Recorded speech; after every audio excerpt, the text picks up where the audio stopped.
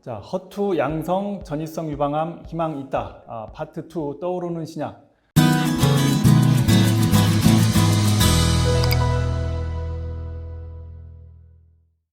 이번에는 투키사 너링스라는 신약에 대해서 말씀드리겠습니다.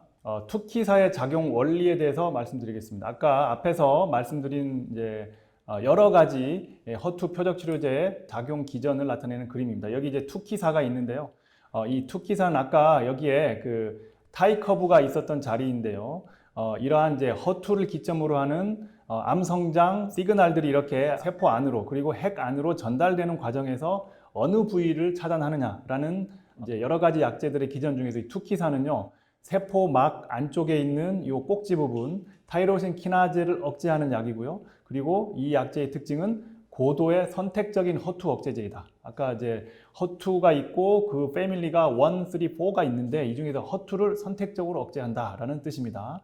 그래서 투키사는 이런 약이다라는 말씀을 먼저 드리고요. 투키사도 역시 임상시험을 통해서 그 효력을 입증을 했고 어떤 임상시험이 있었는지를 말씀드리겠습니다. 그러면 아까 이제 허투 표적 치료제가 굉장히 여러 가지가 있는데 이러한 여러 가지 약제들이 있는 가운데 이 임상시험은 어떤 환자들을 대상으로 했는지를 설명을 드려야 되기 때문에 현재의 표준 치료에 대해서 다시 한번 좀 잠깐 말씀드리면 1차 치료제는요. 자, 퍼제타, 트라스트주맙, 탁산 이제 3제 요법, 2차 또는 3차 요법은 캐사일라, 그리고 이제 2차, 3차 요법 타이커브 젤로다 또는 젤로빅. 2차, 3차는 순서가 바뀔 수도 있고요. 대부분은 하지만 현재 캐사일라를 더 많이 쓰는 추세다라는 말씀을 드립니다.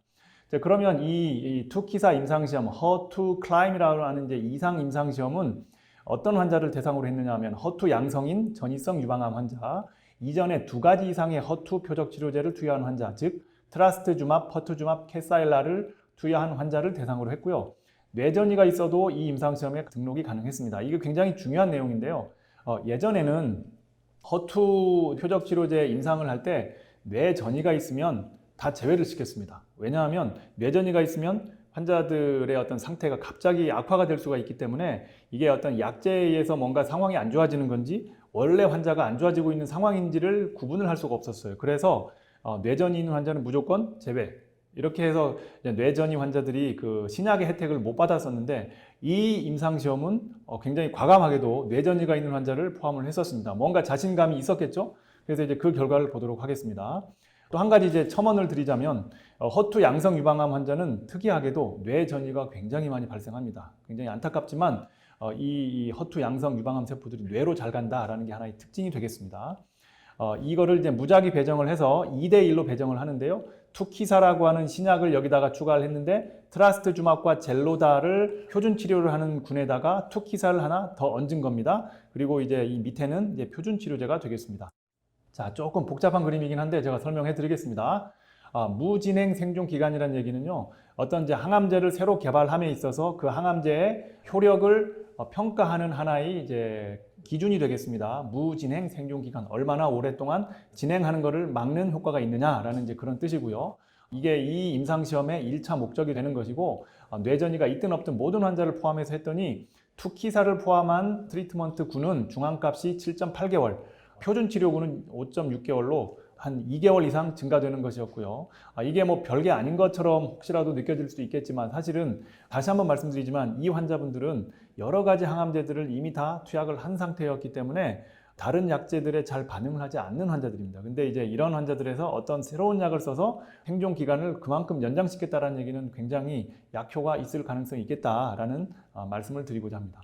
그 다음에 뇌전이가 있었던 환자를 아까 포함한다고 했죠. 그래서 뇌전이 환자들의 뇌 안에 종양이 얼마나 줄어드는지 종양 반응을 보시게 되면 뇌전이의 종양 반응률이 투키사군은 47%고요. 표준 치료군은 20%. 그러니까 2배가 넘는다는 뜻이고요. 그 다음에 총 생존 기간은 뭐 뇌전이 환자들을 이제 대상으로 봤을 때 이거는 이제 무진행 생존이 아니고 사망할 때까지의 기간을 보시면은 투키사군의 중앙값이 18.1개월이고요. 이 표준 치료군은 12개월입니다. 무려 6개월 이상 그 전체 생존 기간을 향상시켰다라는 것이고요. 뇌전이 환자들이 사실은 현재까지 이런 임상시험에 포함이 되지 않았고 어떤 약이 정말로 효과가 있었는지를 어느 누구도 입증을 하지 못했는데 사실은 이제 이 약제를 통해서 이 약은 뇌전이가 있는 환자들의 효과가 아주 좋다라는 것을 이렇게 이제 입증을 해서 보였습니다. 그래서 FDA에서 역시 이제 이런 이제 효과를 인정을 해서 사용 승인을 해주게 됩니다. 자, 세 번째 표적 치료제는요, 너링스라고 하는 약제입니다. 너링스. 아까 말씀드렸던 이 표적 치료제의 어떤 작용 기전을 나타내는 그림인데요. 여기서 너링스는 역시 여기에 위치하고 있고요. 이 너링스의 기전에 대해서 말씀드리겠습니다. 아까 그 투키사와 마찬가지로 이 세포막의 안쪽에 있는 꼭지 부분에 작용하는 약입니다. 역시 타이로신 키나제를 억제하는 약이고요. 이 약제의 특징은 뭐냐면 비가역적 허1, 2, 4 억제제. 그러니까 비가역적이라는 게 첫 번째 장점이고요. 이게 무슨 말이냐면요. 어떤 약은 저 꼭지 부분에 가서 딱 붙은 다음에 작용을 하다 말고 떨어져 나가는 경우가 있습니다. 이거를 이제 가역적이라고 하는데 그만큼 이제 이 결합력이 좀 약하다는 뜻이죠. 근데 이 약은 한번 가서 딱 물면 절대 놓지 않는다는 뜻입니다. 그러니까 비가역적인 게 약효가 더 강하다. 일반적으로. 그 다음에 이게 허1, 허2뿐만이 아니고요. 허1, 3, 4 이런 이제 허2, 4, 1, 2, 4 여러 가지 허 패밀리들을 같이 억제한다. 이게 어떤 의미가 있느냐면요. 이 허2 패밀리의 1, 3, 4도 같이 있다고 말씀드렸는데 허2만 바람 유전자가 아니고요. 나머지들도 역시 바람을 일으킬 수 있는 유전자이기 때문에 같이 억제하는 게 더 효과가 있을 가능성이 있겠다. 이런 뜻입니다. 이 약제도 역시 임상시험을 통해서 그 효력을 입증해 왔는데요. 첫 번째는 너링스와 젤로다, 젤로빅을 병합 사용하는 이제 이상 임상시험을 말씀드리겠습니다. 이 약도 마찬가지로 뇌전이가 있는 환자들을 같이 이제 포함을 했었고요. 이 임상시험에서 아까 말씀드렸지만 이 너링스라는 약은 기존의 타이커브라고 하는 이 표적 치료제의 작용 기전하고 비슷한 부위에 작용하는 약이기 때문에 사실 이 타이커브라는 약제와 좀 경쟁이 되는 부분이 있습니다. 그래서 타이커브를 기존에 쓰지 않았던 환자 그리고 기존에 이미 썼던 환자를 이렇게 둘로 나눠서 이제 분석을 진행하게 되었습니다. 그래서 타이커브를 쓰지 않았던 환자들에 대해서 반응률을 봤더니 49%가 종양 반응을 보였고요. 그 다음에 타이커브를 이미 썼던 환자도 33%가 반응을 보였습니다. 이 말은 무슨 말이냐면 타이커브와 너링스는 아까 작용하는 부위가 거의 비슷한데 이 타이커브를 이미 써서 그 약의 효과를 이미 잃어버린 환자도 너링스라는 신약을 쓰게 되면 10명 중에 3명, 3분의 1 정도는 그 약의 효과를 본다라는 뜻입니다. 그래서 이 결과로만 보면 괜찮다. 괜찮은 효과를 보인다라고 충분히 생각을 할 수 있겠습니다. 그리고 이어서 너링스 날라 연구라는 게 있습니다. NALA, 날라 연구라고 하는 게 있는데요. 이거는 너링스와 젤로다를 이제 병합하는 치료를 3상으로 큰 대규모로 연구를 한 거고요. 허투 양성 전이성 유방암 환자를 대상으로 하고 예전에 퍼제타, 트라스투즈맙, 탁산 투여를 한 적이 있는 환자. 하지만 여기서는 이제 아까 그 타이커브를 사용했던 환자들까지 포함했었는데 여기서는 일관된 모습을 보이기 위해서 타이커브를 사용하지 않은 환자들만을 대상으로 해서 비교를 했고요. 치료 약제를 이 임상시험에서 보이고자 했던 너링스와 젤로다 이 병합제와 기존에 쓰고 있던 약제 타이커브와 젤로다 이건 표준 약제가 되겠죠. 두 가지를 비교를 하게 됩니다. 이제 생존 곡선이 나왔는데요. 무진행 생존 기간을 비교하게 되었습니다. 다시 말씀드리면 무진행 생존 기간이라 하면 어떤 이제 신약 항암제의 효능을 평가하기 위한 하나의 기준이 되는 이런 요소다라고 아시면 되겠고요. 무진행 생존 기간이고 이 가로축은 무작위 배정 후의 개월수 얼마나 오래 약제를 투약하고 나서 생존했느냐라는 뜻입니다. 보시면 6개월, 12개월, 18개월을 이렇게 해서 비교를 해봤는데요. 이 그래프가 위에 있으면 그 무진행 생존율이 더 높다라는 뜻입니다. 이 파란색 그래프가 보시면 너링스 젤로다를 투약한 신약 투약군이고요. 이 빨간색이 기존의 표준 치료를 투약한 군인데 이 신약을 투약한 군이 그래프가 더 위에 있는 것을 잘 알 수가 있겠습니다. 그래서 너링스 젤로다를 투약하면 기존의 표준 약제인 타이커브와 젤로다를 투약한 것에 비해서 무진행 생존 기간이 더 연장이 된다라는 것이고요. 이제 우리가 이러한 그 비교를 할 때 그냥 눈으로만 보는 게 아니고요. 저희 이제 이걸 학문적으로 그래도 효과가 있음을 입증을 해야 되기 때문에 우리가 통계적으로 분석을 하는데 이거를 이제 P 값이라고 하는데 P 값 이게 0.0059라고 하면 굉장히 통계학적으로도 이제 차이가 극명하게 나타난다라는 뜻입니다. 그래서 이 연구는 재작년에 학회에서 발표된 내용이고요.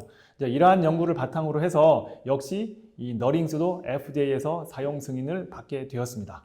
근데 이제 이 약도 굉장히 좋은 약으로 저희가 생각이 되는데 효능이 굉장히 좋다. 하지만 먹는 약이라고 다 쉬운 것은 아니다라는 말씀을 또 드리고자 합니다. 너링스는 먹는 약이고요.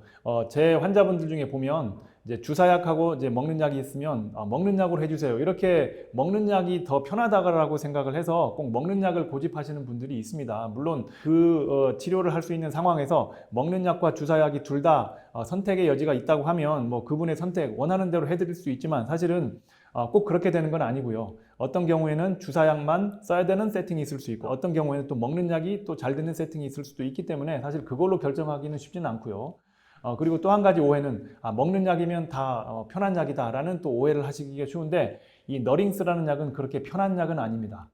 설사가 굉장히 많이 납니다. 50% 이상의 환자분들이 설사를 호소를 하시고 그다음에 오심구토 막 이 약을 드시면 좀 이제 구역질도 나고 실제로 토하는 분들도 꽤 있습니다. 그래서 먹는 약이라도 이게 다 쉬운 건 아니다라는 말씀을 꼭 드리고자 하고요. 앞서도 말씀드렸지만 좋은 효능 뒤에 보이는 부작용 반드시 간과해서는 안 되겠고요.